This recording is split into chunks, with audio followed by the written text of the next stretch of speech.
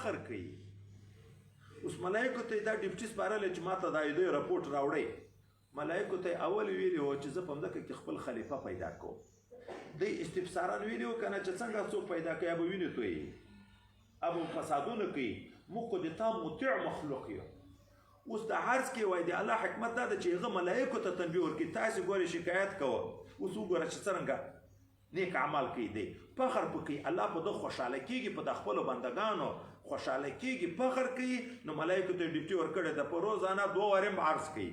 ملایکې په دغه باندې پوه شي چې رښتیا په دا مسلمانانو کې څومره عجیب عجیب مخلوقات دي. په جمعه کې بیا 2 وارې عرض کوي بیا دوی په دې پوه شي چې په دا انسانانو کې څومره مخلوقات دي. بیا په کال کې عرض کوي بیا پوه شي چې د ټول کال د ټولو انسانانو اعمال څومره نیکي په مخه ورځي. د ټول کال نیکي بیا ملایکو ته علم پراشي دا ټول کال کې دومره نیکي یوه یوه سړي کړي دي. نو الله په دغه باندې فخر کوي وایي د دغه دپاره عرض کول کېږي نه د دغه دپاره چې الله علم نه لري. دا وروسته روایت کې بیا هغه مضمون مو مخکې ویلی چې په یوه میاشت کې به یې اخته یکشنبه دوشنبه په بله کې سهشنبه چهارشنبه پنجشنبه. خو دا هفتې ورځې ته هفته سبت عربي کې خالیتوب ته ویلی کېږي. دغه ورځ ته د خالي نوم ایښی ده. خالي زموږ پښتو کې هم خالي بعضې خلک تعبیر کوي وایي دا د خلقت نه خالي ده. دا معظم د امورو چې الله اول پیدا کړي. اوس نن خو شته په هفته ولې زمن نه زیږي مخلوقات ولې په هفته کې مخلوقات نه پیدا کېږي. اول غټ ځکه اسمانونه چې خدای پاک پیدا کړي دي په 6 ورځو کې 2 ورځو کې مځکه په 2 ورځو کې اسمانونه په 2 ورځو کې بیا په دا مځکه کې غرونه دریابونه چې دا څومره کائنات مځکې دي مجموعه 6. او د جمعې په ورځ د جمعې په مازدیګر کې آدم علیه السلام وجود داسې نه چې په اوله جمعه چې څنګه اسمانونه پیدا کړه آدم علیه السلام یې ورسره پیدا کړو خو د ده خلقت بیا د جمعې په مازدیګر راغلی. د هفتې په ورځ اول ابتدایي خلقت معظم د امورو نه دی پکې پیدا شوي.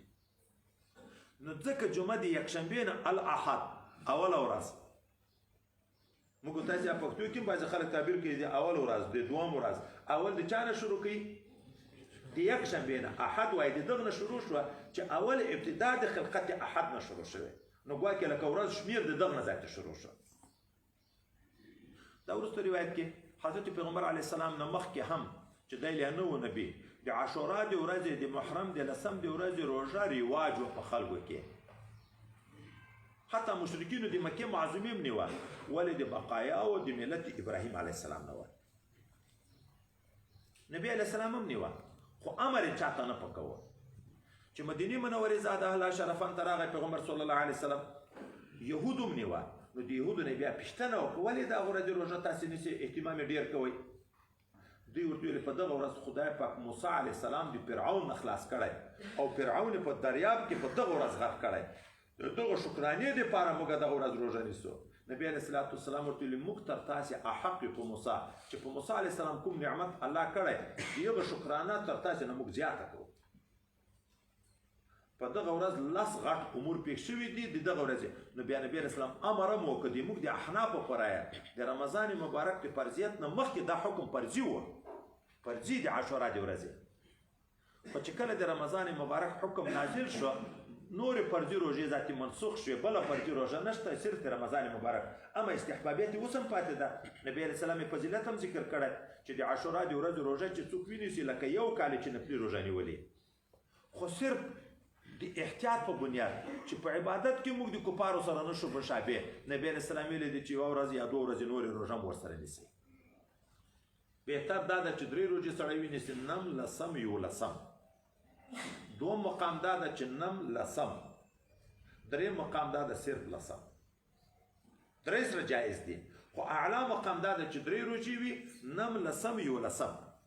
دوم بیا دا ده چې 9 لسم ولې په دغه دوه کې فضیلت تر دغه صرف د عاشورا ورځ چې ونیسي روا ده تر دغه نه په یغه کې دوه کې فضیلت زیاته ځکه چې د یهودو نه مخالفت کوي.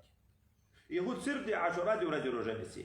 نبی علیه السلام چې کوشش کوي چې د هغو نه په عبادت کې مخالفت کوي چې په عباداتو کې مخالفت شرط نو په لباس کې څنګه چې دای پتلون څنګه اغوندي موږ دستي مسلمان ورسره شروع کړو، چې دای ټایي څنګه اچي دستي مسلمان ورسره شروع کړو، چې دای په ګیره کوم پسخندونه وي مسلمان دستي ورسره شروع کړه، چې کوم حرکات دی کوي مسلمان په ټلویزیون کې، په ډیش کې، په CNN کې، په نیټ کې ګوري، هغه شی خپلوي.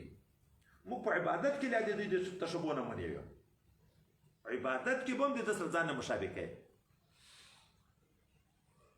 او وروسته روایت کې پیغمبر علیه الصلاة والسلام په باب کې ام المؤمنین نه څوک پوښتنه کوي آیا ته خاص ورځې د روژې دپاره منتخب کولې؟ دی ورته ویل نه، د نبي علیه السلام عمل دائمي و. تاسې چا طاقت شته چې دائمي عمل وکړي؟ دلته خو د نبي علیه السلام خپله دوام راغی چې د ده عمل دائمي و، یعنی هر عمل به چې کوو بیا یې همیش کوو، پرېږدې نه. دا بل روایت کې ام المؤمنین ته نبی کریم صلی الله علیه وسلم راغی. ظاهره دغه روایت کې چې راځي ام المؤمنین د ما سره یوه ښځه ناسته وه. نبی علیه السلام پوښتنه وکړه دا څوک ده؟ ما ورته ویلې پلانکۍ ده، حوله بنت تویت. ما یې صفت ذاتي ورته شروع کړه، دا هغه ښځه ده چې ټوله شپه په عبادت باندې نفل تلاوت ذکر کوي، ټوله شپه تېروي. خو بخاري شریف کې دا روایت بیا موږ تاسو ته را روان ده. هلته داسې وایي چې نبي کریم صلی الله علیه وسلم چې کور ته راغی چې دغه حضرت حوله د نبي علیه السلام چې غږ واورېدو دا دستي راووته د کور نه، نبي علیه السلام ته په مخه ورغله. بیا نبي علیه السلام پوښتنه وکړه دا څوک وه؟ نو تطبیق محدثین کرام دا کوي اول کور کې وه، ځکه په دغه روایت کې کور ته وعندي ویلې ما سره یوه ښځه وه. هلته بیا په مخه ورغله، هلته روایت کې راغلی چې په لیار په مخه ورغله. نبی علیه السلام ته چې دې صفت شروع کړو، نبی کریم صلی الله علیه وسلم څه ورته وایي؟ په بعضې نسخو کې غالبا بخاري روایت کې بیا مه ټکی هم شته ورسره، داسې مه کوئ. علیکم من الاعمال بما تطیقون، په تاسې لازم د اعمالو کې تمسک په هغه انداز چې طاقت یې لرئ. اوس که فکر وکړو خبره ده د ام المؤمنین حضرت عایشې صدیقې سره خطاب نبی علیه السلام د مذکر کوي علیکم، علیکم نه ورته وایي، صرف ښځې علیکن هم نه وایي، علیکم نه وایي، علیکن هم نه وایي، خطاب د مذکر کوي علیکم. وایي په دې کې اشاره ده دې ته چې نبی علیه السلام د یوې ښځې داسې عمل منع خو نه وکړه، ټول امت ته درس ده. خو په ټول امت کې ذکور نارینه اشراف دې ښځې تابع دي، نو ځکه اکثره قرآن او حدیث کې د مذکر صیغې ډېرې ذکر کېږي، ښځې تابع دي. ای امتیانو د ما، که نه وي که ښځه، ای امتیانو د ما داسې اعمال کوي چې طاقت کې مې وي. څه معنی طاقت کې مې؟ خو دې په طاقت کې وغه د ټوله شپه عبادت کوو، منه بیا ولې کوي؟ دا معنی چې دوام په طاقت کې وي. ولې؟ اول پیغمبر علیه السلام ورته قسم مې دې په خدای، دلته الله ټکی پاتې ده په بعضې نسخو کې فوالله لا یمل الله، قسم ده که الله ستړی شي حتی تملو، تاسې به ستړي شي خو الله نه ستړی کېږي. ستړتیا په الله کې راځي. دلته حکم مشاکلتا ظاهره د حتی د غایې نه خو دا معلومېږي چې که تاسې ستړي شوئ نو بیا الله ستړی کېږي، تاسو الله نه ستړی کېږي، الله تعالی خو نه ستړی کېږي بیخي. وایي دا حکم مشاکلتا ده، لکه جزاء سیئة سیئة، دا جزای سیئه ده، غول سیئه ده، انتقام اخیستل خو سیئه نه ده. دا معنی الله تعالی نه ستړی کېږي. ستړتیا خو انفعالي صفت ده، سړی یو کار وکړي بیا تر وخت تیر شي، دغه ته موږ تاسې ستړتیا وایي. په الله تعالی کې خو دا صفت راځي نه، نو لازم دی ستړتیا سره چې ده ترک ده، انقطاع ده، سړی چې ستړی شي کار ځای ته تر پاتې شي. نو دا معنی د الله په خزانو کې کمای نشته، ثواب نه در قطع کوي چې تاسې عمل نه کوي قطع، خو که تاسې عمل قطع کړو ثواب هم در باندې درېږي. نو لحاظه دومره عمل کمه چې بیا پکې ناکام یې در نه قطع کېږي، ثواب هم ذاتي قطع شي. نه لکه خو همیشه که، لکه خو همیشه که ذاتي په همیش د الله تعالی ثواب هم په تا باندې جاري وي. بیا وایي وكان احب ذلك الى رسول الله صلى الله عليه وسلم الذي يدوم عليه صاحبه، په اعمالو کې رسول الله ته هغه عمل محبوبو چې هغه چښتن د عمل په هغه باندې دوام کوي. خو په بخاري شریف کې روایت بیا داسې راځي چې الله ته محبوب عمل هغه ده چې ادوم وي. دائمي عمل الله ته محبوب ده، دائمي عمل رسول الله صلی الله علیه وسلم ته محبوب ده. په دغه کې یو نکته واورو چې دغه شي ته مو پام شي. ولې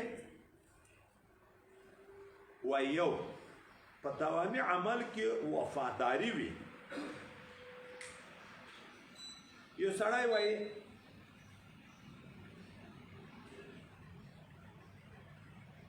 سبق ځکه خلاص پسې دا یو دوه خبره په وګړي سي. یو سړی المرم په ما ده په تاسې نه ده. یو سړی یو خادم د د غلام روزانه راځي په ورځ کې یوه ګنټه خدمت کوي نور بیا ځي. بل یو خادم مخلص شاګرد راغی مرید راغی یوه ورځ د سهار نه په خدمت بنا وکړه تر بېګایه دومره خدمت وکړو چې اول په جمعه کې کوه. د دغه سړي نه په دغه ورځ دا د خپل استاد د خپل مرشد زړه ډېر خوشحاله شي که نه شي؟ په سبا ته بیا نه وي، بیا ورکي بیا ټوله جمعه نه راځي. نو هغه سړی چې یوه ورځ د چا ډېر اخلاص ولید ویې پېژندو زړه کې محبت پیدا شو، بیا پوښتنه په چا پسې کېږي؟ په محبوب پسې کېږي. هغه پلانکی څنګه سړی واڅه شو؟ نو نشته بېوفایي ذاتې راشي. ګوره بېوفا ته، ګوره بېوفا ته یوه ورځ عمل وکړو ټوله جمعه بیا رانغی. دا بل یوه ګنټه کوي خو وفادار ده، روزانه یې کوي. په خپل مولا خپل ځان ویني، خپل خدمت اظهار کوي. یوه نقطه دا ده. دومه نقطه دا ده وایي په عبادت سړی د الله دوستي ته رسېږي. موږ تاسو ته بخاري شریف حدیث را روان ده. الله تعالی وایي ما ته د ما بنده په فرضو اعمالو رانږدې کېږي. بیا چې نفلي اعمال کوي رانږدې کېږي نږدې کېږي نږدې کېږي تر دې چې د ما محبوب شي. اوس نو نفلي عمل چې یوه جمعه یا یوه میاشت یا یو کال ډېر کوې مقام د محبوبیت ته ورسېږي، بیا نو بلکل بېرته شناخت پرېږدې.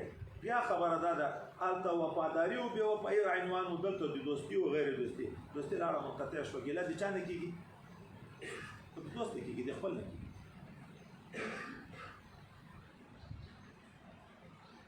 یو سړی دا تجربه ده موږ ته خپله دغه په موږ تېر شوي دي، بل عالم نه مې هم اورېدلي. بالفرض که په دغه ځای کې زه یوه جمعه مریض شم، د دغه ځای د نږدې خلک ما پوښتنه ته یو هم رانه شي خو د ما سره د استازي او شاګردي تعلق نه وي، د پیري او مریدي تعلق نه وي، ما ته په ذهن کې راځي چې پلانکی ولې پوښتنه ته رانغی؟ څوک به راځي؟ خو شاګرد او مرید به راځي. نو ګیلمن کېږم به د چا نه؟ خو د دغه نه به ګیلمن کېږم چې خپل نه یي، د هغه نه خو ګیله نه کېږي. موږ شاګردانو ته توصیو کې ډېر ډېر تاکید کوو، کله په جمع باندې خوشکه ورته کوو، کله په سر ویښتانو خوشکه ورته کوو، کله په موبایل خوشکه ورته کوو. خو دا د دوستۍ نه. پردي خلک د ما په کور کې لګیا دي، مزدوران دي، کار کوي، کله لمونځ هم نه کوي. خو پردي دي مني نه، هغه د الله حکم نه مني، د رسول الله حکم نه مني. نو د ما څه پروا لري؟ ګیله شته د هغه نه؟ نصیحت شته هغو ته چې څوک یې مني نو هغه ته نصیحت کوي. یو ورځ مستریانو ته ویلي وو دا یوه ډله مستریان خو راځي، مشر پښتون د کلیوال د لمونځ کوي نو دی یې ورسره کوي. دا بله ډله په بله کوټه کې کار کوو، د ماسپښین لمانځه په وخت کې ورته ویلي درځئ لمانځه ته، خو دوی خو نه ځان خلاصوي، وایي ما سهار کړی. د تیاموني څه خوشکې ورته کړی چې که تاسې نه کوئ موږ زنانه یې کې زه خواته اودسو ته ځي راځي، ووځئ د کور نه ووځئ، نه یې خو در باندې په دغه وخت کې کار. نو ګیله د دوست نه کېږي.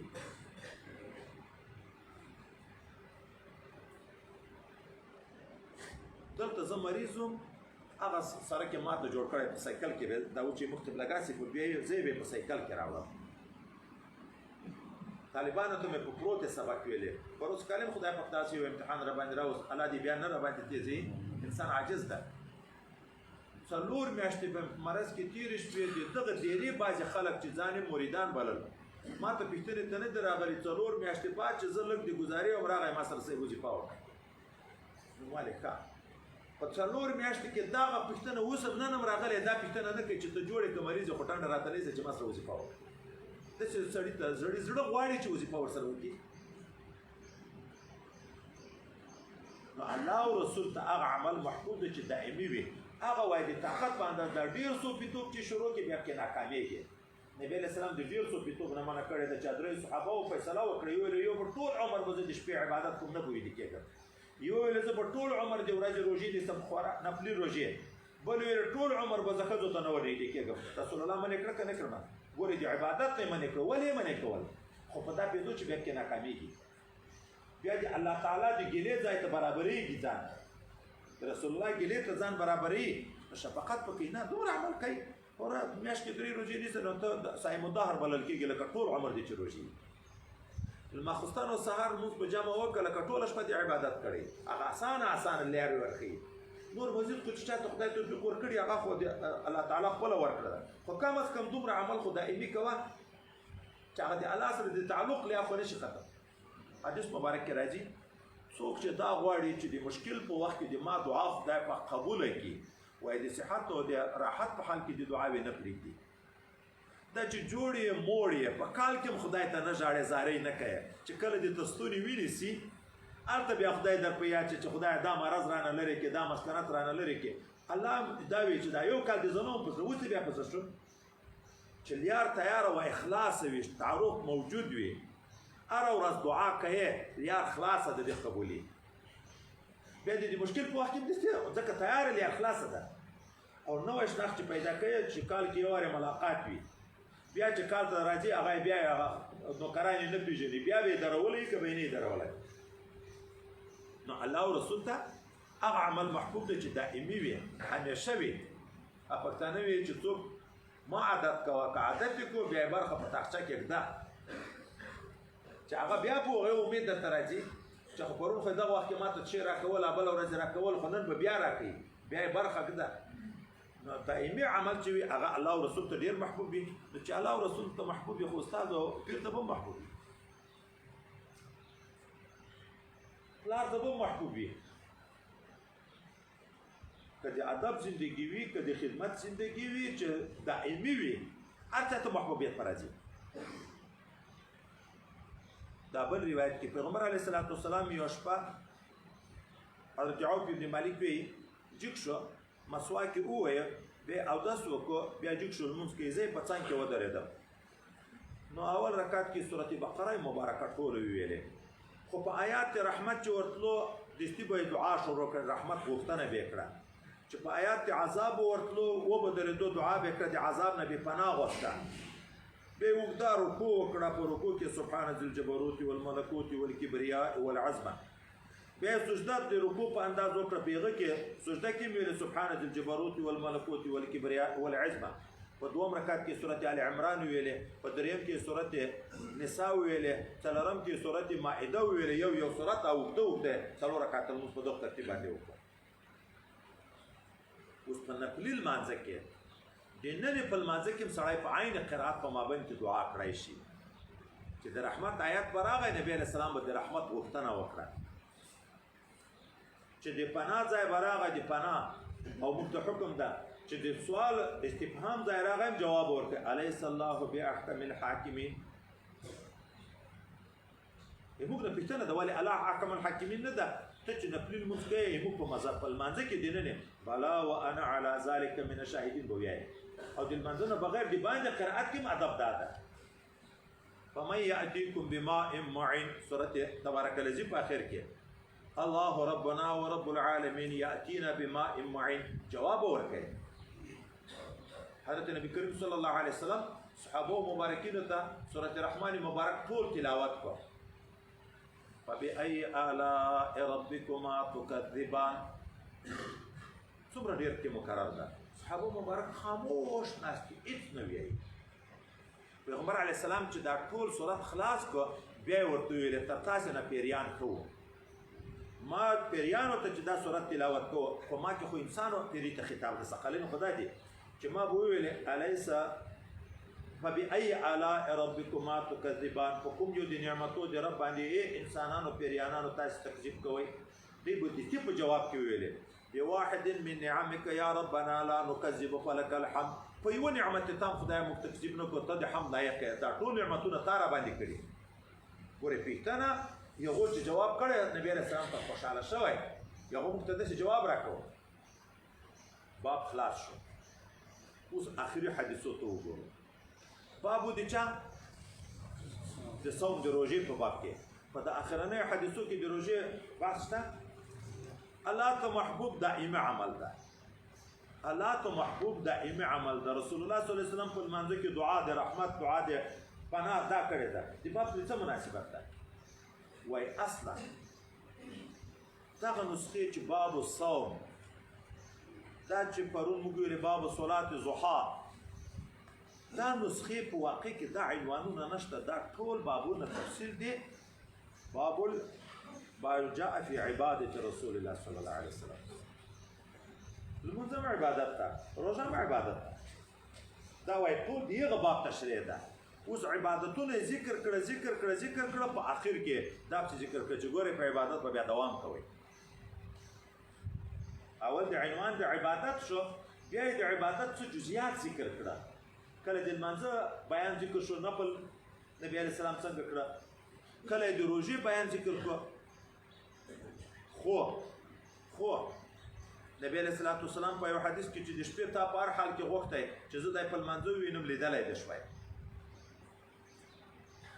دې څه معنا ده؟ دا معنا چې د شپې یوه حصه نبی علیه السلام نه مختص کوله. کله یې په اول د شپې کې نفل کړه، کله یې په مابین کې کړه، کله یې په آخر کې چې امت ته توسع شي چې په کوم وخت کې د موقع پیدا کړه.